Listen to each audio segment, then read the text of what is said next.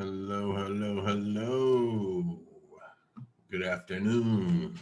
How's everybody doing? Someone give me a push in the chat if you can hear me just fine. Welcome to the Max Options Trading Beginner Course, day 9. Day 9 out of 10. We're sliding into home plate, ladies and gentlemen. We're sliding into home plate. What you're going to want during this course is some pen and paper. And John, always a pleasure. An empty notebook, whether you're on phone, laptop, PC, or tablet, and some room for push-ups. Course schedule, as you can see, we're closing in. We're on day 9 here. Credit spreads, debit spreads, Condors, ghetto spreads. I will teach you Robinhood traders that have less than $25,000 in your account how to get away with it. And I've proven it by doing a challenge while under PDT restrictions. It's been an unbelievably fun class. I enjoyed every part of it. We're coming down to the end, and then tomorrow we're going to go over payment plans, reinvesting, and I threw in there some taxes. I'm not a tax professional. I'm not a professional or licensed at anything. I copied this whole thing. I just break it down for you guys like a boss. Thanks for those that are a little bit early. Make sure you guys keep the discussion in the chat. Find a nice quiet place for your distractions. Be respectful at all times. Stay on mute. If you have any questions during a session at this time, please write it down and wait till the end of class, and we'll get to those questions. Stay focused. Stay on task. Some foul language may be used. This is an adult classroom. Before we begin, check out our social media platforms. Follow me on Max Options Trade. I post a lot of my plays there and just have some fun with the retweeting. Tag us on Instagram at Max Options Trading when you're taking this course at any time, whether it be live or on YouTube, and we'll tag you right back. Follow me on TikTok for morning watch lists and some funny videos. If you want to follow us on Reddit, we post live updates and advanced discussion articles. And then, of course, on YouTube, do not forget to like and subscribe. All of these educational content videos that we're going to be posting for you guys. You have been great. Thank you. Thank you. All right. Credit spreads, debit spreads, and selling premium. Let's dig in. Hey, have any of you guys seen the show The Serpent, the limited series on Netflix? I got to tell you, I get why they call it a serpent, but this guy, he just poisons anybody. It's like, you look at my wife, poison. You don't want to buy my jewelry, poison. You don't want to sell my jewelry, poison. It's just weird. He just fucking loves poisoning people. All right, let's get back on track. You should call the show The Poison Man or something like that, but all right. So what the hell is a credit spread? A credit spread refers to an option strategy where a high premium option is written and a low premium option is bought on the same stock. This provides a credit to the account of the person making the two trades. A credit spread option is a type of strategy involving the purchase of one option and the sale of a second option. So you're buying two contracts.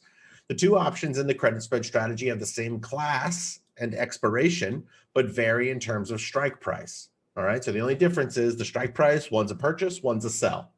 An investor enters the position, he receives a net credit. When the spread narrows, he will profit from the strategy. Spreads narrow when the strike price remains out of the money. Once a strike price goes in the money, then the spread begins to widen. And this is why our premiums between strike prices adjust, okay? So the further we are out of the money, the narrower the spread gets. When we go in the money, the further apart it goes. So let's take a look at this sample here. You can see that the call credit spread would be 100% profitable play if SPY closes below 330 on the expiration of November 6th. This is the sell, and above is the buy. Here's your total credit, $82. That's credited to your account. You keep that no matter what happens. That is now your credit. This is how a credit spread will look. Robinhood and your brokerages will tell you you're opening a call side credit spread. Remember, a call side credit spread, you need the sell side to finish out of the money. So this is a bearish play. Call side credit spreads are bearish and put side credit spreads are bullish. They are inverse of what you're used to with naked plays. A trader implements a credit spread strategy by selling one November call right here and simultaneously purchasing one November call of the 332 strike price right here. Since the unusual multiplier on an equity option is 100, you would multiply this 82 times 100. So this would be an $82 net credit for your account. Congratulations. As soon as you open this trade and it's filled, there's 82 bucks per contract in your account ready to spend. Pretty cool.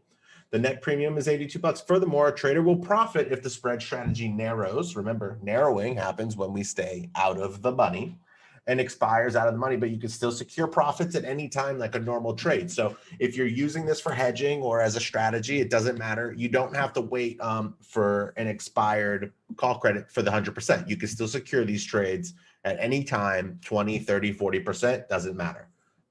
It's very important to know that on credit spreads, however, you can lose more than 100% of the total credit. So when you're used to with naked calls, puts, debit spreads, which we're going to go over in a minute, with credit spreads, the gains are limited. The losses are also limited, but it's significantly higher than 100%. You can go into the 200-300% losses. That's why it's very important you have strong discipline with these, or you know how to hedge when using the credit spread strategies. If your credit spread falls in the money and continues trending deeper in the money, the more you can lose. For example, this call side credit spread listed above would be more than 100% loss if SPY trends above 322 and continued in the money. Conversely, a put credit spread would do the opposite. So that's very important to know for you guys. You can lose more than 100% on a credit spread. Let's talk more about credit spreads. A bearish trader expects stock prices to decrease and therefore buys call options at a certain strike price and sells short calls, the same number of call options within the same class, within the same expiration at a lower strike. I know what you're thinking. What the fuck did he just say? I just read you the definition of what a credit spread is again. No need to panic, everybody, all right? In contrast, bullish traders expect stock prices to rise. Therefore, buying put options, opening a call side credit spread would be a hedge or a bearish. So a bearish trader would open call side credit spreads and a bullish trader would open put side credit spreads, like I explained earlier. If you take a look to the left, you're going to see my, this is my personal strategy that I use. I sell it on our website. I wrote the whole book on iron condors and credit spreads and how I use my strategy to profit on both sides by opening an iron condor first. And then once it goes in the money, I hedge outwards on a call side, and then I hedge outwards on a put side for total almost 1-to-1 ratio leverage. If you guys want to learn more about my strategy, please head on over to my website at any time. So here's my risk management on credit spreads only. Credit spreads, I let the credit spread head towards the expiration date, and I secure from 80% profits to the point of expiring out of the money for the complete 100% credit. If you're nowhere near in the money, just let these things expire, take the 100% credit, look for your next play. If your credit spread is at 100% losses, just cut it and don't look back. So for the previous example, if I'm up 82 bucks from the net credit, but then I lose 82 bucks from the credit spread, I'm just going to cut the loss. So I'll be down 164 bucks. I'm totally cool with that because the gains are so small compared to the risk involved. Remember, that thing could fall to 200-300% quick. And now I'm on a losing 3 to 4 to 1 ratio instead of a winning ratio. With credit spreads and iron condors, I don't follow the risk to reward ratio that I do with naked calls and puts. I usually go for the 1-to-1 if I'm risking, because the reason behind that is when you open these trades, there's like a 75 to, I would say, 85% chance that these are going to hit for you anyway. That's the real bonus with credit spreads going far out of the money, is the chance of success is substantially higher than naked calls and puts. I mean, you starting off the trade with a 7 out of 10 chance that you're going to hit. And that's why I don't mind a little bit less of the risk to reward ratio. I mean, you should always try to hedge a credit spread with the opposite put call side as soon as you become profitable. That's part of my strategy. So what I like to do, taking a look back at this, is if I opened up 15 call side credit spreads when they were up 360 bucks like this, I would probably open 12 put sides just to hedge off some of that risk. So if SPY does go zooming upwards like it does today and every fucking day for the last 3 weeks, then these put side credit spreads would go up to 100% gains no matter what, hedging off some of the potential losses for this one, essentially opening a very wide iron condor. That's what I do. I do it in phases of 3. I'm not going to get too much into it, but like I said, check out the website anytime. Reasons to use credit spreads. You may consider a call or put side credit spread when you expect the price of an underlying stock to remain relatively flat or rise before a certain date. If your TA has an opposite outlook, if your expectations are met, the strategy can allow you to earn limited profit while capping your potential losses with a high success rate. And that's why we do spreads. Essentially, it's another options strategy instead of the naked call or put that adds the consolidation zone for profits. So like SPY today, SPY over the last 2 weeks has done this. I mean, it's up here now, right? All-time highs. So if you're bearish now, you're like, okay, it's hit the annual trend line and, SPY is just closed right above here. I think it's going to definitely bounce back down. You could open up credit spreads, a couple dollars out of the money up here. But if SPY just trades sideways from here, the theta and the Greeks and the drop in implied volatility won't crush you just like it would a naked call or put. You would still get the maximum profit from a consolidation period or a reversal. The only time you would lose is if SPY trends in the money on your credit spreads. So that's why it's a great strategy for top trends and hedging, is because you get the flat choppy bullshit for profits and you get the reversal for full profits. It could even trend upwards a little bit and still get profits because you're way out of the money up here. So that's why it's a great strategy for hedging. And I am completely hedged up with them right now, especially since the market has just hit $416 today for the SPY. Pretty impressive. So that's it for credit spreads. Let's move on to debit spreads. A debit spread is most often used by beginners for option strategies. Now, I'll go over that in a second. It involves buying an options premium with a higher premium and simultaneously selling an option with a lower premium, where the premium paid for the long option buy of the spread is more than the premium received from the sell. So it's the inverse of a credit spread. But unlike a credit spread, a debit spread results in a premium debited, which means you got to pay for it. And it comes from your account when it's open, just like a regular trade. Debit spreads are primarily used to offset the costs associated by owning long options positions. So if you wanted to go long on like a leap call, you could open a debit spread, and this is going to remove a lot of the Greeks, the theta, a lot of these things from your trade because you're opening up a sell side as well. It's also going to drop the cost significantly. So let's understand a debit spread. So for example, a trader buys one November put option with the strike price of 327 right here, and simultaneously sells a put option with the strike price of 325 right here. Therefore, he paid 86, but times it by 100, or $86 for the trade. If the trade is out of the money, SPY closes above 327 on the expiration date, your max loss is reduced to the debit you paid of $86. And if, as opposed to $763 if you opened up a naked put. So for a naked 327 put you buy, you would have to pay $763 for that. But if you open up the debit spread, you only have to pay $86. Now your gains are capped, but if SPY trades below 325, the debit spread will be profitable and you can still secure your profits at any time. So a quick thing here, we'll talk about how do you get the profits? So the profits for a debit spread is the difference in strike prices less the debit. So it would be 327 minus 325 is 2. Times that by 100 because we're options traders. So you have 200 minus 86. And the total profit for this trade could be $114. Simple as that. It's literally that easy. Strike prices, the difference of them, less your debit paid. For all you Robinhood traders out there, go ahead and stop fucking around and start paying attention, all right? Because I'm about to rock your shit. I'm about to show you guys how to make money with pattern day restriction, how you can trade if you're a day trader on limited times by swinging debit spreads, all right? You can enable spreads in your account. This is level 3 options for most brokerages, and secure profits with a debit spread strategy while mitigating losses without ever having to have the day trade. All right. So let's say you enter a naked call or put option and it's currently up 50%. But you don't have any day trades left due to pattern day trader restrictions, Robinhood traders. You can at any time change your naked call or put option into a debit spread by selling one options contract out of the money from your current strike price. So what's this do? You sell the strike above if you're open call, or you sell the strike below your open put, and you turn it into a debit spread. So this locks in your gains. This mitigates almost all the risk. There's still risk. You can still lose money, but not all of it. You also receive a credit for the sold call, allowing you to continue to trade.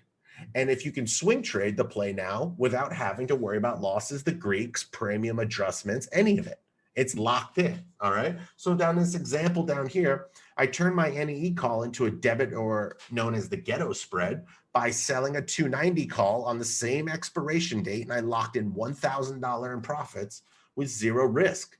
So the higher it still goes, the more money you can make.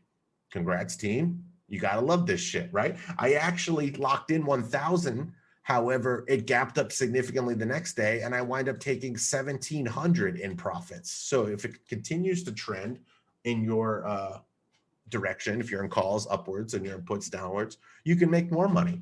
But let's just say the opposite happened. Let's say it gapped down. I most likely will still take 900 to 1,000 in profits. It's because when you sell the next the next strike price, you're locking in that premium that's equal to or higher than what you initially paid.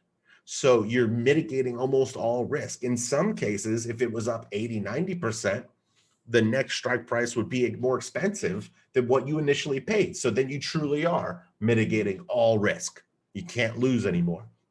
And you could do this continuously over and over again.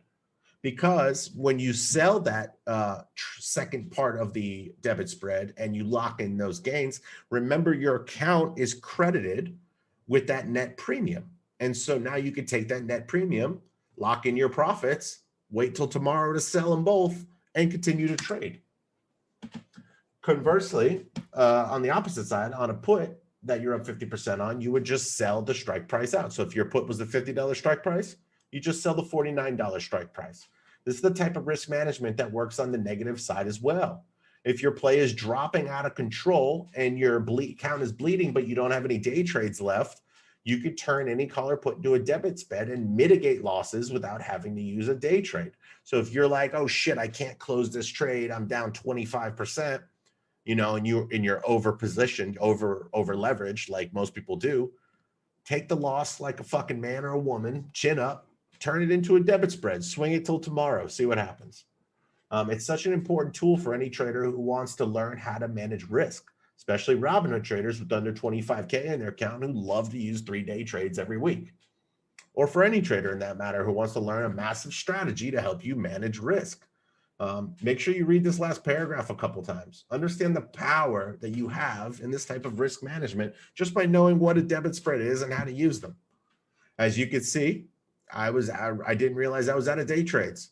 So I sold a 3110 Amazon call and secured my bag with a ghetto spread. This is how I get away with having 0 day trades and securing some profits. I wrote that in my Discord and I showed everyone. Up 1,080, sold the 3110. The 3110 was more than I paid for this 3100. So no matter what happened, I didn't lose. I think I actually wind up closing the buy down here for like 400 in gains and the sell for like 600 in gains because the theta shot up. So I made my 1,000 still, but I actually took more from turning it into a debit spread. Pretty cool, huh? This is my risk management on debit spreads, and this should look crazy familiar, almost like you saw it yesterday for my day trading. That's right, because if I'm day trading debit spreads, I have the same exact risk management plan. Don't change a thing. Day trades are day trades, swing trades are swing trades. So if you were lazy yesterday, do 10 fucking push-ups, get back up, and write this risk management plan down. This is what I do. It's just a starter for you guys. Get comfortable, become your own traders, do what works best for you. But this is just a piece of the puzzle. Remember, we're piecing out that puzzle so you guys can get the better picture of options trading. I'll leave this up here for a minute. Day trading at the top, swing trading at the bottom. This is how I reduce risk, and I let the winners ride for those massive compounding gains. Let a couple contracts go. That's it right there. There's a reason that you should use debit spreads. You may consider a debit spread when you expect the stock to rise moderately in the near future, but before a certain date, just like a naked call. You hope that profit if it happens without the risk and the expense. That's the big one right there. The expense of buying an equivalent number of shares or long calls. Instead, you could open a debit spread, giving yourself the opportunity to realize a limited profit if your expectations come true, but you also capped your losses significantly. Gives you a much better risk to reward ratio. Using the debit spread to secure any profits to safely swing trade without utilizing a day trade. You could use the debit spread to stop losses on any trades and swing trade without utilizing a day trade. You can't afford the premium on your big boys like Tesla, Amazon, CMG, Chipotle. You want to play some of these big boys, Google, but you can't afford it. Yes, you can. Open up a debit spread. Drops the price almost 10 times. And then if you want to limit losses and add some risk to reward ratio, use a debit spread over your naked calls or puts. If your risk to reward isn't rocking a 3-to-1 or greater on your naked call, check out what a debit spread risk to reward would be, and you'll be surprised how high they can go. Usually 6-to-1, 8-to-1. Let's talk about iron condors. Some people buy stocks because they hope they'll earn a profit when the price goes up. Others sell securities because they predict the price to fall. Like me, I am a selling machine. I'm basically an insurance agent for the stock market. But what about investors who think the market will pretty much stay flat, consolidate, chop around? They ain't doing shit. One way they might earn a return is by using options, specifically a strategy called the iron condor. Here's an interesting fact. The strategy gets its name from the diagram showing its potential profits and losses, which resembles a bird with its wings spread. So some guy was like, wow, this looks like a condor, and I'm going to put the word iron in front of it. All right? Don't fucking ask me any more questions than that. That's all I know as well. I just love saying that little fact there. Some traders use iron condors because they come up with limited theoretical risk, but that can also mean limited potential profits. An iron condor is a multi-leg option strategy. It's composed of 4 different options. If you're familiar with options trading, you might recognize an iron condor. It's just a combination of selling a call side and a put side credit spread at the same time. So you're buying a call side credit spread and you're buying a put side credit spread. And that's what an iron condor is. It's just 2 credit spreads on each side, like I explained earlier. For this strategy, traders ideally would like all the options to expire worthless. So whatever options contract you sold on both sides, you want them both to go out of the money. And that's how you get the full profits. This is only possible if the stock closes between the middle 2 strike prices at the expiration. There will likely be a fee to close the trade if it's successful. If it's not successful, the loss is still limited, but you could still go over 100% on an iron condor. Remember that, because it is credit spreads on each side. So if it goes deep in the money on one leg, you will go over 100% losses, so you must manage risk appropriately. The options that are further out of the money, called the wings, are both long positions. Because both of these options are further out of the money, their premiums are lower than the 2 sold or written options, so that net credit to the account when placing the trade. So just like the credit spreads, you get a net premium when you open an iron condor. The maximum profit on an iron condor is the amount of premium that you received, just like a credit spread. So whatever that credit is that they're putting in your account, as soon as this option strategy is filled, that is your maximum profit. You get to keep it, but you can't go more than that. The maximum loss is also capped. Regardless of what people say, some people may say it's unlimited. That's not true. It's the difference between the long call and short call strikes, or the long put and the short put strikes. Reduce the loss by the net credit and then add the commissions if your broker hedges, and that's the total loss of the trade. So it's the same thing almost as the debit spread. The difference in the strike price, reduce the loss of the net credit, and that is your maximum loss per contract on iron condors. My risk management on iron condors is almost the same as credit spreads. Shocker. It's the same thing because it is credit spreads. It's just on both sides. Let the credit spread head towards expiration and secure 80% to the point of expiring out of the money for the complete 100%. Remember this sentence. Don't risk the 20% extra for your 80% gains. So if shit's starting to look south, you should be extremely happy with 80% profits. Pay back 20%, but don't risk 80% to make 20. That doesn't make sense to me.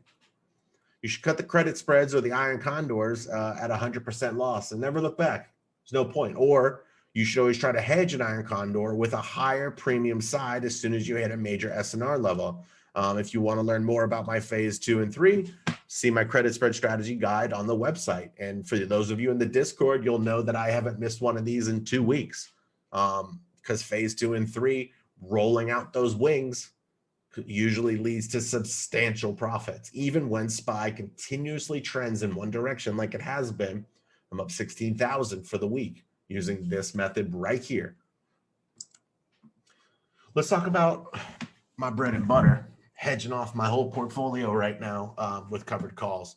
This is a popular option strategy that's used to generate income from investors to think that stock prices are unlikely going to rise much further in the near term.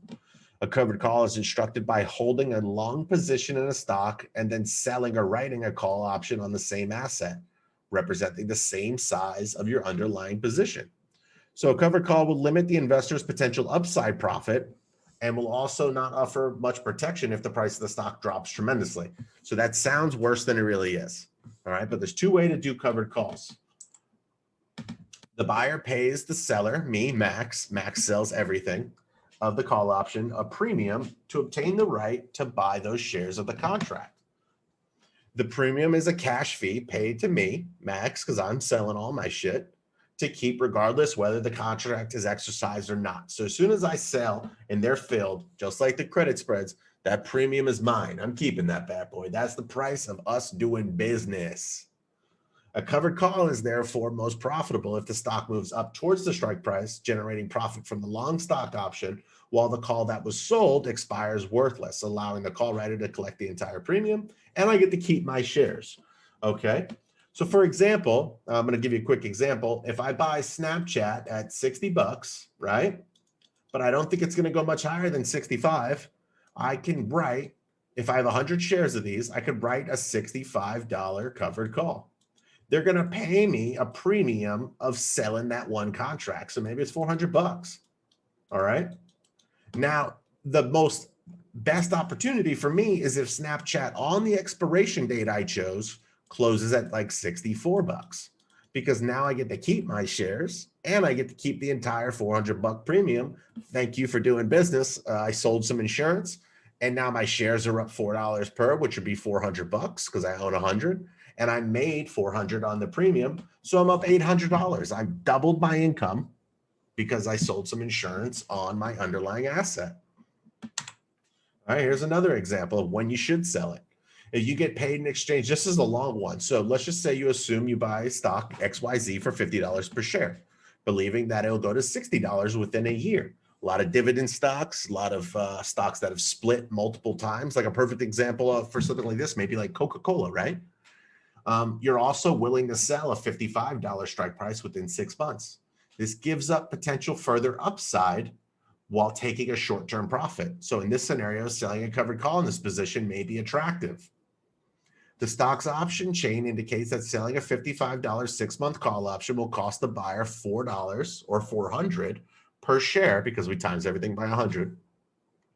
You could sell that option against your shares, which you purchased at $50 and hope to sell at $60 in a year.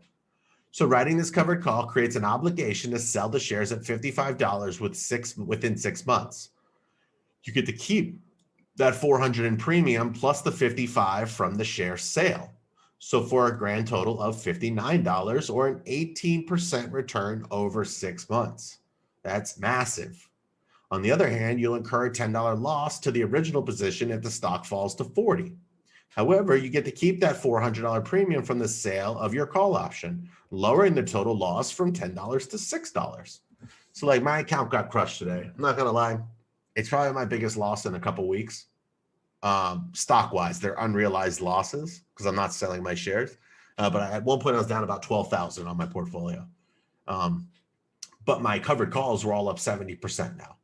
All of them are up 70%. So out of that 12,000, I was really down about 19 to 21,000, but I'm only down 12 because these covered calls act as a protective barrier for losses and they act as a gain. The only thing they do is they cap your potential intrinsic value, which I'll go over here actually real quick right here. So what it means by writing this covered call creates an obligation to sell the shares at 55. So if in 6 months it closes at 60 and it doubled, he can only sell these shares I can only sell them at $55, which means I'm losing this $5 extra of intrinsic value. But you know what I say? Don't ever panic sell or take the loss on the covered call. Just sell it. Sell it for the 55. Take your $500 in profit plus your $400 premium. Take your $900 gains, and leave the intrinsic value. I'm probably going to have to close my Snapchat in reality on the 30th of April coming up here soon because I'm $3 in the money now. So unless Snapchat actually absolutely tanks $3, I'll sell. I'll still make about $2,200 from my entry plus the premiums I receive, and I'm totally okay with that. Regardless of the intrinsic value that I'm losing while it's $3 in the money, I'm fine with that because that's a good trade, made profit on both sides. Then I get to reinvest that money elsewhere. Here's something they don't want you to know, all right? These funds. The reason that they want everyone to be buyers, retail traders, is because nobody wants to compete for the sales, the big insurance agents. So ignore the prices here. Obviously, they're incorrect. This is for educational purposes.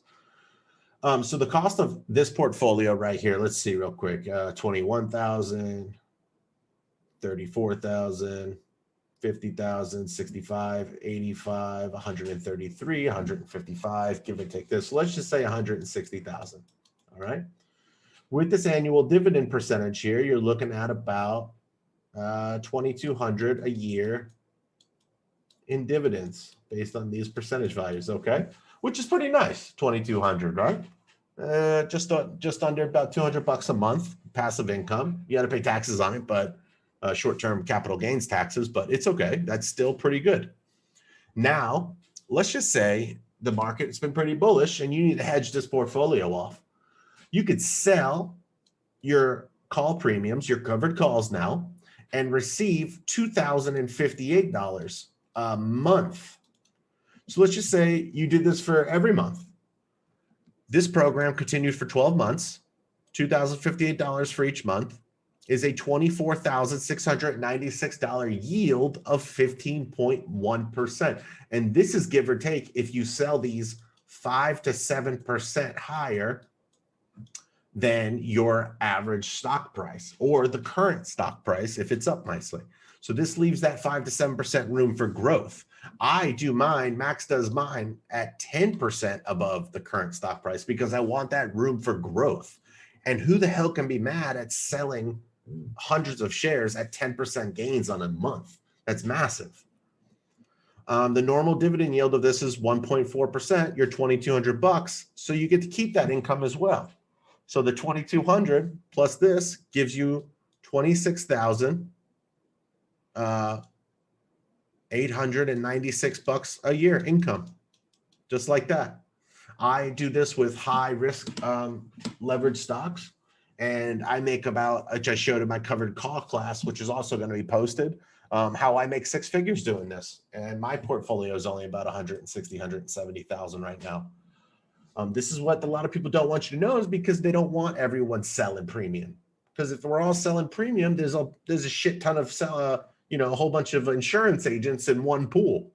If you got a private pool, then you try and keep that pool private. You don't want to keep inviting all the public in there. You don't want that to happen, right?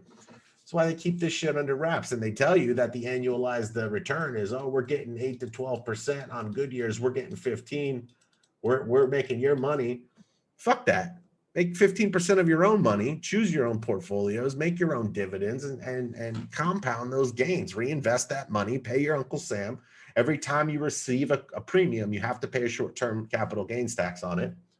But this is how I like to build my portfolios. I've done this with as little as $5,000 and turned it into 10 with very high risk trades. And then I have a low risk, large portfolio where I make $9,000 to $12,000 a month. premiums, I reinvest some, I collect some, and I make 6 figures a year. It takes 15 minutes of work. 15 minutes a month, ladies and gentlemen. You can be a 6-figure person. Simple as that. Pretty cool, all right? As a conclusion, these examples should have made it clear of how spreads are really the building blocks for most option strategies. Naked calls and puts are just a very, very minor scratching the surface when it comes to options. These are just a couple of many examples. There's more examples than this. There's more advanced ones where you go into butterflies, you go into a whole bunch of other option strategies, which I'm going to teach in the advanced options course one day. So the question is, who the hell would drive a car and not know what half of the buttons do, right? You got to know the tools that you're supposed to have in your toolkit. In conclusion, option spreads can be thought of like Lego bricks. Just like Legos, option spreads can be combined in many different ways to create income or protect your account. Gotta know the tools on the toolkit, ladies and gentlemen. We're not just a one show pony. We're like a fucking 2-leg or 4-legged show pony here. That was terrible. I'm sorry. I'm sorry you guys had to witness that joke. That was terrible. Now that you're familiar with credit and debit spreads, iron condors, selling calls, hedging, protecting your account, let's get ready for tomorrow's class. But first, does anyone have any questions at all regarding these advanced option strategies at this time? Thank you guys so much for attending day number 9 of the MOTBC. If you don't have any questions at all during this time, we'll see you tomorrow. Thank you guys so much for attending. If you enjoyed this, please let me know. Leave a review. We'll dig into it. If not, we also are on Trustpilot, Google, and Facebook, guys. Thank you so much. Is there any questions at all at this time?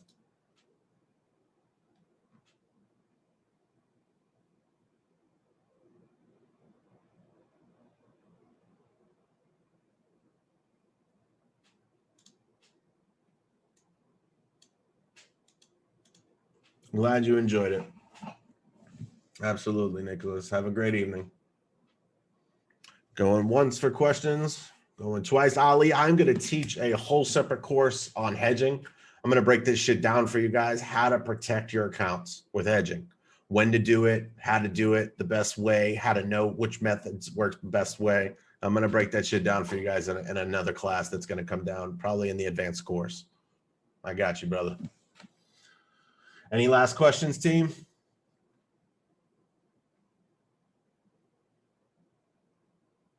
All right. You guys have a lovely, lovely evening.